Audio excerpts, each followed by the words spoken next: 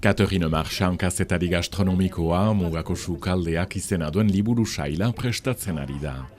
Aspaldiko etxeko errezetak biltzen ditu Larrun mendiaren inguruan, hemen bezala Jasola Bentako etxeko andereekin solas eginez. C'est les recettes, mais c'est surtout la façon dont on vivait autrefois.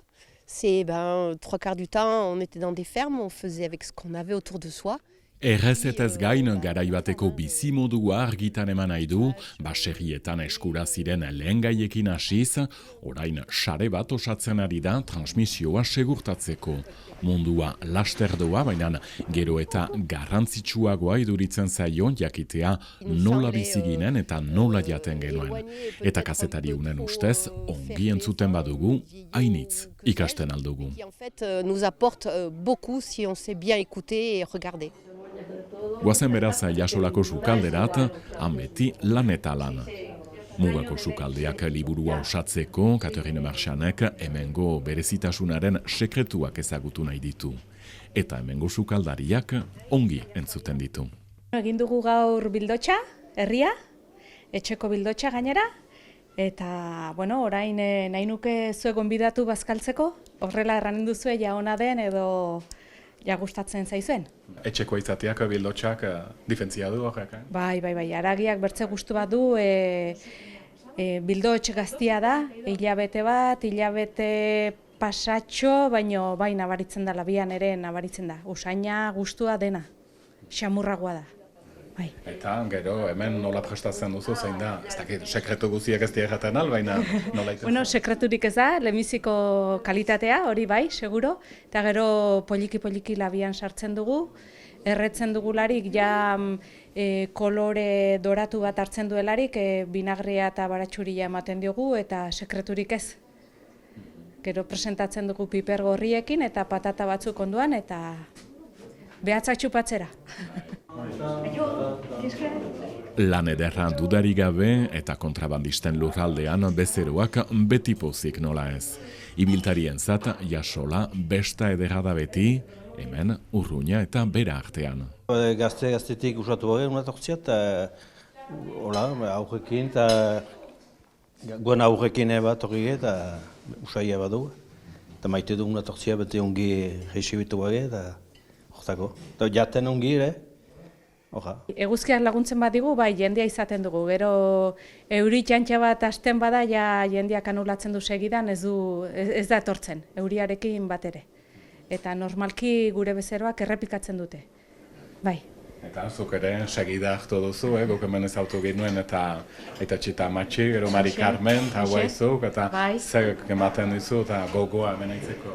Beti gustatu zait jende tartean lan egitea, jendea ezagutzea, eta nire bulegoan lan egiten nuelarik, nire bakantza garaian etortzen nintzen nire Mari Carmeneri, nire amagarruari laguntzera, eta berak eskaini zidan ja nahi nuen segida hartu, eta bai, gustatu zitzaidan, eta ja 23 urte hemen nagoela, eta konten. Konten, baina lana initz ere bada hemen, Bai, bada lana, eskulana unitz bada, eta gehien bat guraldia nasten bada, orduan lana izaten da, prestatu duzun guzia ezin duzu saldu, eta pixkat organizazioa izaten da, bai. Baina nortako erakasle ona izan du senarraren ama Mari Carmen. Jose eta Pakita bere burasoekin hasi zen hemen, eta Mari Carmen Jasolako etxeko anderea izan da 1967tik 2010 arte. Badut uste, lehenbiziko aldean inuela etxe bestu nintzat. Begitzelan dut gibelera? Etxe bestu. Lehenbiziko aldean bildotxa prestatu nuelinik zuretzat inuen hemen. Bazera. Ama gana zen, ama taita bazkari bat zuten, zien sekulan gaten, eta nik egin nuen. Enerbatua nintzen, enerbatua. Nola zen, Ez dakit, etzarroiko. Eta gerozti beti. Jasolatik bista soragarriak, benta hau 418 metrako goratasunean baita. 21 mugarriak kantu frango entzun izan du ere. Anitz lehen bai, guaiguti, zepena hori. Bai, guantxain datu da dena. Leheneko anitz. Bazkaldu gabe ere. Antxoa lata bat jan, baso bat, rikar bat edan, eta ibadan kantatzen zuten kriston. Edo arrasaletan etorri sagarno botil bat edatera eta hasi kantaz eta iduri zuten bestina asaflabitakoak etoroizen, aita semiak eta.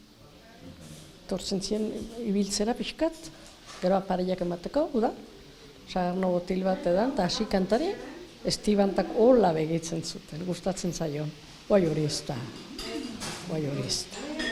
Bere liburuetan garaibateko oroitzapen horiek, baina oroz gainetik sukaldeko istorioak agertuko ditu Katialinek. Ce n'est pas un livre de recettes traditionnel, ça n'a absolument rien à voir, c'est vraiment des rencontres. Errezetak baino gehiago jenden arteko topaketak, zeren gero eta lagun gehiagok aspaldiko garaiak ezagutu nahi baititu, erroak, sustraiak, eta maiz solas batek bertzea ekartzen baitu sukaldearen inguruan hasteko.